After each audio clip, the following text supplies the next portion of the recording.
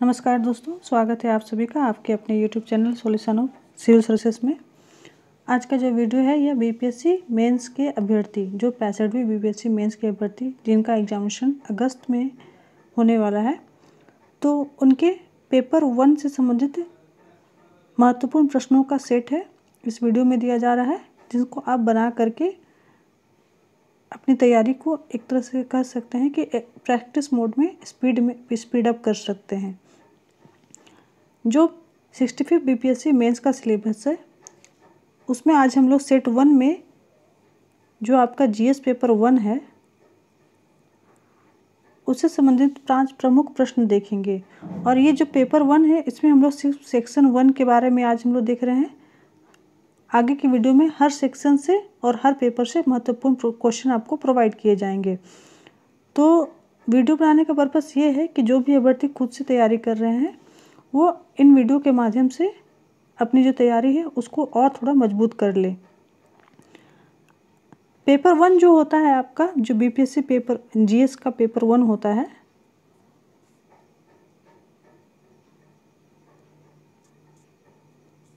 इसमें आपका जो तीन सेक्शन होते हैं 1, 2 एंड 3।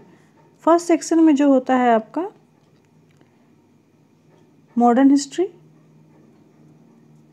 एंड इंडियन कल्चर होता है। मैं शॉर्ट में लिख रही हूँ, बस आप जो मैं बोल रही हूँ उसको उस पर फोकस कर लीजिएगा। सेकंड में आपका होता है नेशनल और इंटरनेशनल जो इवेंट्स हैं या जो करंट अफेयर्स है उनसे रिलेटेड क्वेश्चन हो गए, मतलब आपको करंट इवेंट पर आपको क्वेश्चन आएंगे। ठीक है, इसमें नेशनल और इंटरनेशनल दोनों हो जाएगा। साथ में एक हिडन होता है बिहार के भी जो करंट इवेंट होते हैं वो भी उनसे संबंधित प्रश्न भी आएंगे। और जो थर्ड पोर्शन हो जाता है आपका स्टैटिस्टिक। ठीक है, इसमें statistical analysis, graphs and diagrams से संबंधित प्रश्न होते हैं। तो आज हम लोग जीएस जो आपका पेपर 1 है उसमें महत्वपूर्ण प्रश्न देखेंगे। मैं आपको 5 महत्वपूर्ण प्रश्न बता रही हूँ जीएस पेपर 1 के सेक्शन 1 से। सेक्शन 1 जो कि आपका भारत का आधुनिक इतिहास और संस्कृति यानी कि modern history of India and Indian culture related है। इससे 5 महत्वपूर्ण प्रश्न बताने जा रही हूँ और इनको कैसे बनाना है, इसको भी सॉल्व करना है, मैं ये भी बता दूंगी। इसलिए वीडियो को पूरा कंप्लीट देखिएगा। और अगर आप मेरे चैनल पर नए हैं तो चैनल को सबसे पहले सब्सक्राइब कर लीजिए। ठीक है, सब्सक्राइब कीजिए और जो नोटिफिकेशन बेल है इसको ज़रूर प्रेस कर लीजिएगा। सब्सक्राइब के बाद में आपको बेल का आइकॉन दिखेगा, उसको ज़रूर प्रेस कर लीजिए, जिससे आपको सारे महत्वपूर्ण वीडियो के नोटिफिकेशन मिलते रहेंगे। तो आइए चलते हैं। सबसे पहले मॉडर्न सेट 1 है जो आपका, देखिए बीपीएससी के जो 65वीं बीपीएससी के आपका जो पेपर 1 है उसमें सेक्शन 1 में जो आपका भारत का आधुनिक इतिहास एवं संस्कृति है उससे संबंधित एक महत्वपूर्ण प्रश्न है आपका जो इस वीडियो में आपको प्रोवाइड किया जा रहा है। ये है आपका बिहार के अर्थव्यवस्था में तकनीकी शिक्षा के योगदान की आलोचनात्मक व्याख्या करें। ये जो प्रश्न है आपका यहाँ पर क्लियरली दिया गया है कि यह बिहार के अर्थव्यवस्था के बारे में बात किया जा रहा है। प्रश्न देखिए, अगर आप मेंस का आंसर दे रहे हैं तो सबसे पहले आपको प्रश्न को समझना बहुत अत्यंत आवश्यक हो जाता है। सबसे पहले बात किया जा रहा है कि बिहार की जो अर्थव्यवस्था है उस पर तकनीकी शिक्षा का योगदान। आंसर लिखने का सबसे पहला तरीका मैं आपको पहले वीडियो में बता चुकी हूँ, लेकिन फिर भी मैं संक्षेप में आपको समझा रही हूँ। सबसे पहला आपका बैकग्राउंड है आपका, यहाँ पर सबसे पहले बैकग्राउंड समझना है कि किस चीज़ के बारे में स्टार्टिंग पॉइंट कौन सा हो जाता है। आपको डायरेक्ट तकनीकी शिक्षा पर नहीं आ जाना है या फिर तकनीकी शिक्षा का योगदान के बारे में नहीं बताना है। पहले आपको स्टार्टिंग इंट्रो से होता है, किसी भी क्वेश्चन का आंसर इंट्रोडक्शन से होता है। सबसे पहले आपको उसका जो महत्वपूर्ण जो परिचय होता है वो आपको देना है। ठीक है,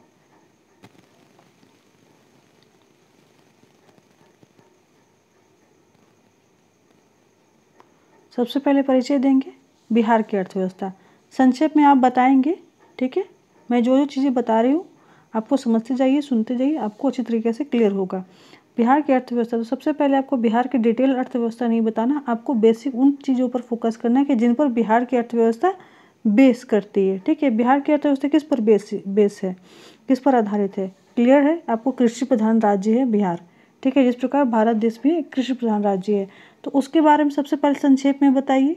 ठीक है, अर्थव्यवस्था के जो बिहार में अर्थव्यवस्था में जो कृषि का जो आपका जो भूमिका रहा है उसको संक्षेप में समझाइए, या फिर जो कृषि संबंधित जो महत्वपूर्ण फैक्ट है उसको भी आप संक्षेप में दे सकते हैं, लेकिन आपको ज़्यादा नहीं, 4 से 5 लाइन में आपको ये देना है। ठीक है, उसके बाद आप आते हैं बिहार की अर्थव्यवस्था के जो सेकेंडरी लाइफ लाइन हो जाता है बिहार का इकोनॉमिक, वो आपका हो जाता है कृषि के बाद में वो पशुपालन होता है, उसको आप संक्षेप में बताएंगे। कोशिश कीजिए कि कुछ महत्वपूर्ण डेटा बहुत इंपॉर्टेंट हो जाता है, आप कोशिश कीजिए यहाँ पे डेटा कहाँ से डालते हैं, डेटा आपको डालना होगा आपके पास अगर 20-21 का बजट है, इकोनॉमिक सर्वे है 19-20 का, उसको आप वहाँ से डेटा कलेक्ट करके थोड़ा सा डालेंगे यहाँ पर, तो ये आपका ये बहुत ही रिच हो गया आंसर। देन सेकेंडली आपको आना है इसका जो सेकेंड बॉडी है परिचय का जो आपका थर्ड जो मतलब सेकेंड बॉडी जो महत्वपूर्ण टॉपिक हो जा रहा है। पहले तो आपने बता दिया कि एग्रीकल्चर और पशुपालन, ठीक है, उसको आपने बता दिया जो, और सेकेंड चीज़ हो जाएगा आपको तकनीकी शिक्षा, उसके बारे में हल्का सा इंट्रोडक्शन देना, ये भी आपको 5 से 6 लाइन में, मतलब कि कुल मिला के 10 से 15 लाइन में आपको ये इंट्रोडक्शन कंप्लीट हो गया। अब आते हैं मेन बॉडी, क्या बोला जा रहा है कि बिहार की अर्थव्यवस्था में तकनीकी शिक्षा का योगदान। ठीक है, आपको सिर्फ तकनीकी शिक्षा का योगदान नहीं देना है, आपको बिहार की अर्थव्यवस्था में और किन किन चीज़ों का योगदान होता है। ठीक है, अर्थव्यवस्था को बढ़ाने में और किन किन चीज़ों का योगदान है, उसमें एक हो जाएगा आपका तकनीकी शिक्षा भी हो जाएगा। ठीक है, अर्थव्यवस्था को बढ़ाने में सिर्फ तकनीकी शिक्षा का ही योगदान नहीं होता है, और भी अन्य कारण हैं, उनको आपको फैक्ट ज़्यादा नहीं, आपको डिटेल नहीं करना है। 5-6 जो इम्पोर्टेंट जो फैक्ट्स होते हैं जो भी आपको जिनका योगदान है उनको बताना है। हो सके आप 2 से 3 लाइन ईच का आपको इंट्रो दे दीजिए, अर्थात आप बता दीजिए कि जो बिहार की अर्थव्यवस्था में इसका क्या योगदान, जैसे तकनीकी शिक्षा के बारे में आप बात करते हैं, तकनीकी शिक्षा का क्या योगदान, तो वो आपका डिटेल्स में जाएगा, लेकिन और किन चीज़ों का योगदान है। ठीक है, जैसे एग्रीकल्चर का योगदान था। ठीक है, तो आप उसको 2 से 3 लाइन ऑलरेडी बता चुके हैं पहले इंट्रोडक्शन, दोबारा रिपीट करने की आवश्यकता नहीं है, लेकिन कृषि और पशुपालन के अलावा और जिन चीज़ों के बारे में आप बताएंगे उनको संक्षेप में बताएंगे, और उसके बाद तकनीकी शिक्षा के बारे में डिटेल्स में जाना है, यही आपका मेन आंसर हो जाएगा यहाँ से। ठीक है, बाकी चीज़ें होती हैं जो बेस क्रिएट करना होता है, जैसे कि कोई बिल्डिंग बनाना है तो सबसे पहले हम लोग डायरेक्ट बिल्डिंग में आप रूम बनाना स्टार्ट नहीं करते हैं, सबसे पहले आप उसका पिलर बनाते हैं। ठीक है, उसके बाद ज़मीन उसका ज़मीन तैयार करते हैं, प्लॉट तैयार करते हैं। ठीक है, घेरेबंदी करते हैं, तो इस प्रकार की ये चीज़ें हैं जिसको आपको करनी आवश्यक हो जाती है। उसके बाद तकनीकी शिक्षा का योगदान देना है। ठीक है, तकनीकी शिक्षा में आपको स्पेशली कौन कौन सी चीज़ें आ जाती है उसको थोड़ा सा आपको हाईलाइट करेंगे। उसके बाद अब यहाँ बात कर रहा है आलोचनात्मक व्याख्या करने, मीन्स आपको पॉजिटिव और नेगेटिव दोनों चीज़ें बतानी हैं। अब आप आलोचनात्मक व्याख्या कर देंगे, उसके बाद लास्ट जो आपका हो जाएगा, ठीक है, यहाँ से आंसर लास्ट होता है निष्कर्ष। निष्कर्ष means what is your point of view, आपका व्यू क्या है, जो बिहार की अर्थव्यवस्था में जो तकनीकी शिक्षा है उसका क्या, आपका जो आपकी नज़रिया क्या है उसके बारे में, उसको आपको संक्षेप में बता के उसका निष्कर्ष को ख़त्म कर देना है। साथ में आपको जो निष्कर्ष होता है इसमें जो शुरू से जो चीज़ें आपने आंसर में डाला है, ठीक है, उसको भी संक्षेप में डाला जाता है। और निष्कर्ष होता है मुश्किल से 5 से 6 लाइन का, जो कि आपके ऑन वर्ड्स में होने चाहिए, आपका क्या पॉइंट ऑफ व्यू है उसको देखकर कंप्लीट करना है। तो ये हो गया पहला क्वेश्चन का आंसर। सेकंड में आपको बताना है, सेकंड जो इस मॉडल सेट का सेकंड क्वेश्चन है, बिरसा आंदोलन पर विशेष प्रकाश डालते हुए बिहार के आदिवासी आंदोलन की समीक्षा करें। अब देखिए, सबसे पहले बताया जा रहा है यहाँ बिरसा आंदोलन के बारे में बात किया जा रहा है। तो ये बिहार का जो बिरसा आंदोलन है जो कि वर्तमान में झारखंड का बिरसा आंदोलन कहलाता है, लेकिन ये इंपॉर्टेंट क्वेश्चन है, बार बार रिपीट होता है, बहुत इंपॉर्टेंट है, इसको ध्यान देकर आपको तैयारी कर लेनी होगी। इसका आंसर भी अगर आप लोगों ने लिख कर रेडी रखा है तो अच्छी बात है, नहीं तो अगर मैं जो बता रही हूँ टिप्स उनको फॉलो कर लीजिएगा। सबसे पहले बिहार के जो महत्वपूर्ण आंदोलन है, ठीक है, थोड़ा सा संक्षेप में आउटलाइन देंगे, परिचय बताएंगे कौन कौन से आंदोलन हुए थे किस किस ईयर में, ठीक है, और उनमें किन की महत्वपूर्ण भूमिका रही, ये आपको संक्षेप में बताना है। मुश्किल से 10 लाइन में आपको परिचय कंप्लीट कर लेना है। उसके बाद बिरसा आंदोलन के बारे में बताएंगे। ठीक है, बिरसा आंदोलन के बारे में आपको डिटेल्स में, हालांकि जब परिचय आपको लिखेंगे तो इसमें बिरसा आंदोलन का भी नाम आना चाहिए, जब आप अन्य आंदोलन के बारे में बताते रहेंगे। तो सेकंड में आपका जब मेन बॉडी होगा इस आंसर का, बिरसा आंदोलन का डिटेल देंगे, जिसमें ईयर, उसमें क्या क्या इवेंट्स हुए हैं, कौन कौन से लोगों ने भागीदारी ली, इसका क्या क्या इम्पैक्ट्स हुए, उनको सभी चीज़ों को डालना है। उसके बाद यहाँ क्या बोल रहा है, विशेष प्रकार डालते हुए बिहार के आदिवासी आंदोलन की समीक्षा करें। तो ये तो बिहार के आदिवासी आंदोलन के बारे में आपने इंट्रोडक्शन में पहले ही बता चुकी, इंट्रोडक्शन में आपको अन्य आंदोलन के बारे में भी बता देना है। तो ये सारा कुछ आपने इंट्रोडक्शन में बता ही चुके हैं। उसके बाद जब आप सेकेंड में जब आप आते हैं बिहार के ये बिरसा आंदोलन को बताते हैं, तब जाके आप समीक्षा जब स्टार्ट करते हैं थर्ड में, तो समीक्षा जब करेंगे तब आपको सभी आंदोलनों के बारे में समीक्षा करना है। समीक्षा इन द सेंस कि आपका उसका क्या इम्पैक्ट पड़ा है, ठीक है। बिरसा आंदोलन का इम्पैक्ट तो आपने बता चुके होंगे जब आप मेन आंसर लिख रहे होंगे। थर्ड में जब आदिवासी आंदोलन का जब समीक्षा आप करने बैठेंगे, तब समीक्षा में करेंगे तो आपको इसके कुछ नेगेटिव पॉजिटिव जो भी इम्पैक्ट पड़े हैं उनको आप बताएंगे, ठीक है, और क्या किया जा सकता था थोड़ा सा वहाँ डालेंगे। उसके बाद लास्ट में निष्कर्ष देंगे, जिसमें कि सारी चीज़ें जो शुरू से आपने लिखी हैं उनके डालते हुए आपका जो नज़रिया है लास्ट में निष्कर्ष देंगे कि हाँ इन आंदोलनों से क्लियरली, समीक्षा जो हो जाता है वो अलग चीज़ है और निष्कर्ष अलग चीज़ है। समीक्षा होता है कि उसको इवेलुएट करना, ठीक है, एग्जामिन करना होता है। निष्कर्ष मतलब कि क्या लास्टली क्या हुआ, ठीक है, और क्या हुआ जा सकता था। आपको निष्कर्ष जो होता है कहते हैं इसको कंक्लूड कर दिया जाना चाहिए, ठीक है। लास्ट में आपको कंक्लूड करना है, अपने आंसर को फिनिश करना है। तो फिनिश ऐसे कर सकते हैं जिसमें कि आपके कुछ पॉजिटिव चीज़ें हों, और ये कह सकते हैं कि जिनका इन आंदोलनों की वजह से बिहार के जो कह सकते हैं प्रोग्रेस में महत्वपूर्ण भूमिका क्या क्या रही थी, उसको आप थोड़ा सा दे करके कंक्लूड कर देंगे। तो ये सेकंड आंसर है। थर्ड क्वेश्चन आपका हो जाएगा मॉडल सेट का, बिहार के किसान आंदोलनों का वर्णन करते हुए चंपारण आंदोलन में विशेषता गांधी जी के हस्तक्षेप पर, गांधी जी का जो हस्तक्षेप हुआ था उसके बारे में विवेचना करना है, ठीक है। तो देखिए अब क्या कह रहे हैं यहाँ पर, बिहार का जो किसान आंदोलन था, ठीक है, बिहार में किसान आंदोलन जो बहुत सारे हुए उनको आपको संक्षेप में परिचय फिर से स्टार्ट करेंगे, ठीक है।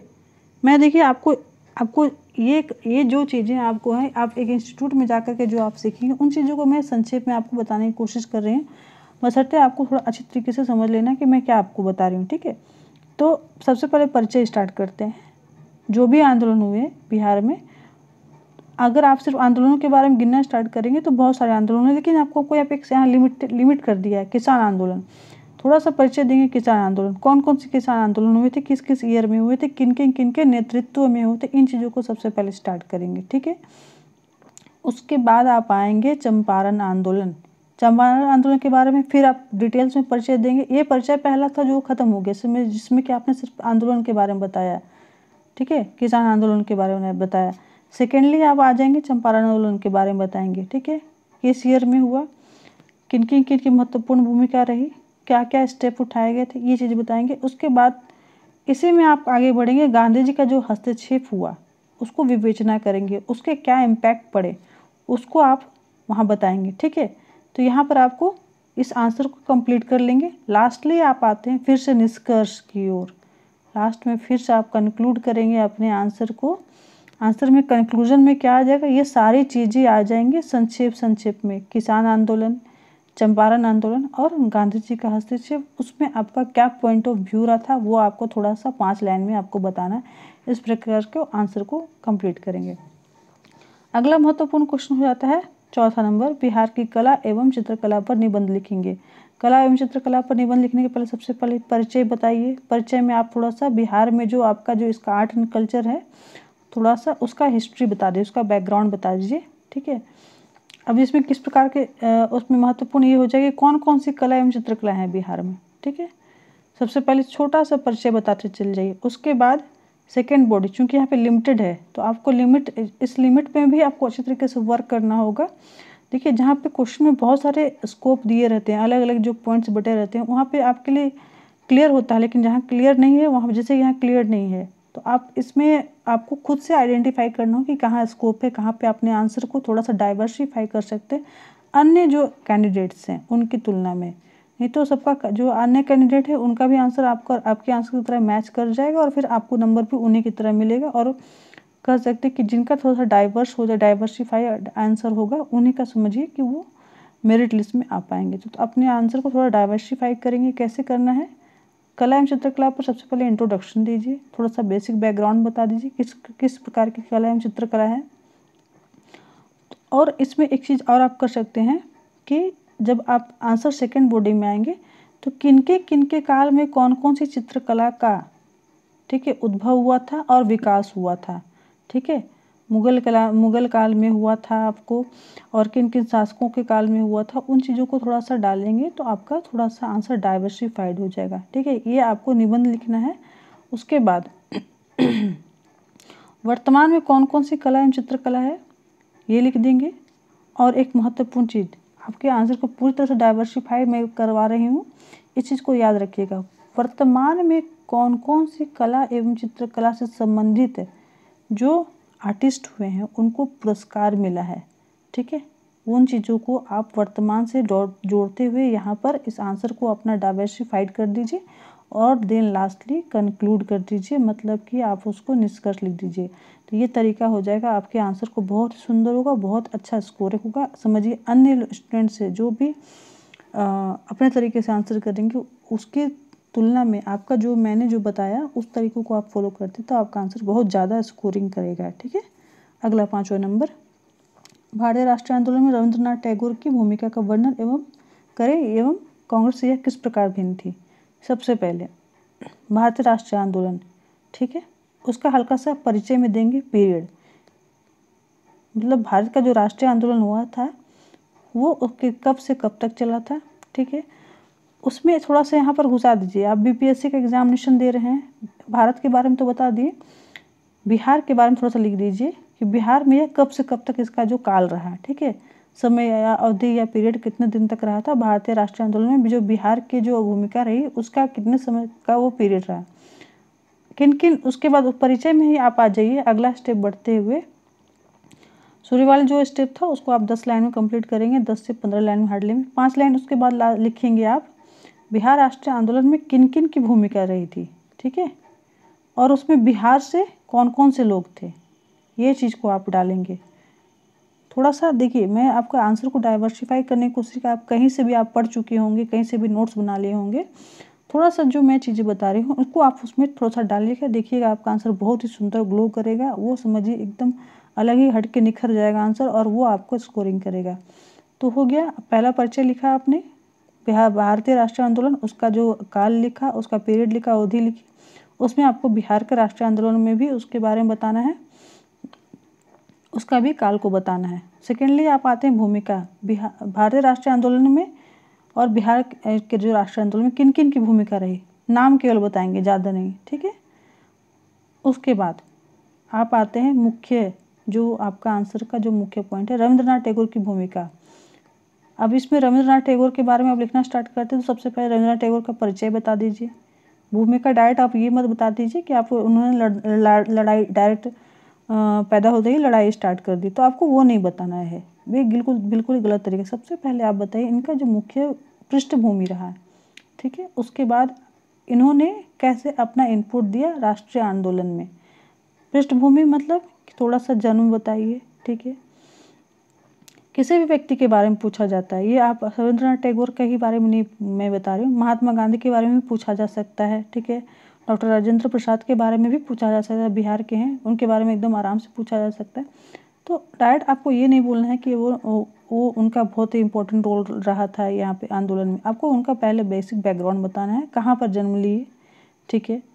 बेसिक एजुकेशन आपको आइडिया है तो वो बता दीजिए, कौन से स्थान से हैं, ठीक है। उनका थोड़ा सा फैमिली से रिलेटेड बता दीजिए, फादर मदर का नाम याद है तो ठीक है वो लिखिए, कोशिश करिए वाइफ का नाम लिख सकते हैं। उसके बाद एजुकेशन को ऐड करते बस इतना ही तक कंक्लूड करना, 2-4 लाइन में ही इन चीज़ों को कंप्लीट करना है, ये नहीं कि आपको पूरा बड़ा सा निबंध या कहानी लिखना स्टार्ट कर देना है। इसके बाद आप आ जाइए कि उनका जो ये इस ओर भारतीय राष्ट्रीय आंदोलन की ओर इनका रुझान कहाँ से आया, इसको ऐड कर दीजिए, ठीक है। इसमें इन्होंने पार्टिसिपेट किया, साथ में इनके साथ कौन कौन लोग थे, ठीक है, मदद कौन कौन कर रहे थे, इस चीज़ को जोड़िएगा और ये वर्णन करते रहिए। ये ज़्यादा लाइन में नहीं वर्णन होगा क्योंकि ये मुख्य आपका पोर्शन हो जा रहा है आंसर का, तो 10 से 15 लाइन में इसको कंप्लीट करना। उसके बाद आप आ जाइए कि ये कांग्रेस से कैसे डिफरेंट था, इनका जो एफर्ट जो था, इनका जो कार्य था वो कैसे विभिन्न था। तो इसके लिए क्या करना होगा, आप पहले कांग्रेस के बारे में बताना कि कांग्रेस का जो तरीका क्या था, राष्ट्रीय आंदोलन के प्रति क्या नज़रिया था, थोड़ा सा वो बताइएगा। और जब इनके बारे में तो पहले ही आप बता चुके हैं रविंद्रनाथ टैगोर के बारे में कि ये कैसे इनका जो कार्य करने का शैली था। तो यहाँ पे अपने आप ये डिफरेंस क्रिएट हो जाता है, ठीक है। थोड़ा सा 2-4 लाइन लास्ट में लिख सकते हैं कि इनका बीच का डिफरेंस क्या था थॉट्स में, ठीक है, कहीं टकराव हुआ था नहीं हुआ था, ये चीज़ को लिखेंगे। लास्टली में आपको कंक्लूड करना है, ठीक है, लास्ट में कंक्लूड करना है, जिसमें कि आपको इनके बारे में थोड़ा सा पॉजिटिव बातें लिख करके, ठीक है, उसमें आंसर को कह सकते हैं कि उसको कंप्लीट कर लेना है। तो ये सही तरीका होता है एक सही आंसर लिखने का। इस प्रकार का ये जो सेट 1 मैं आज प्रोवाइड क्यों, इस तरह से आपका जो पेपर 1, पेपर 2 और पेपर 3 का भी जो कुछ महत्वपूर्ण क्वेश्चंस का सेट में दे दूंगी, साथ में आंसर लिखने का तरीका बता दूंगी। आप मेरे चैनल को फॉलो करते रहिएगा जिससे आपकी अच्छी तैयारी हो सके। और सबसे पहले आप सभी को best of luck in the end, कि आप लोग आपका एग्जामिनेशन हुआ वो बहुत अच्छी तरीके से जाए, आपने जो भी तैयारी की है वो आपको उसमें आपको सफलता मिले, आप अच्छी तरीके से आंसर कर सकें।